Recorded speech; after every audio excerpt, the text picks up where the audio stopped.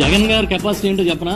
2018లో పాదయాత్ర చేస్తుంటే శ్రీకాకుళంలో 22 మంది మత్స్యకారుల్ని పాకిస్తాన్ లో ఆపేశారని, అక్కడ అరెస్ట్ చేసి లోపల పెట్టారంటే నేను వచ్చిన తర్వాత తీసుకొస్తానని చెప్పి ఒక టీముని పెట్టి పాకిస్తాన్ నుంచి 22 మంది మత్స్యకారులని సురక్షితంగా భారతదేశానికి తీసుకొచ్చి శ్రీకాకుళంలో వాళ్ళ ఇంటికి అప్పచెప్పి ఒక కుటుంబానికి 5 లక్షల రూపాయలు ఇచ్చారు. అది జగన్మోహన్ రెడ్డి గారి మార్క్. అదే ఇవాళ తండేలు అని ఒక సినిమా తీశారంట.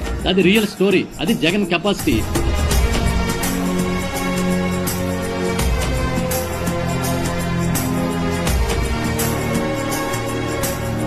జగన్ అనే వ్యక్తి ఒక మాట చెప్తే జగన్ చేస్తాడు అని చెప్పి ఇవ్వాల్సింది.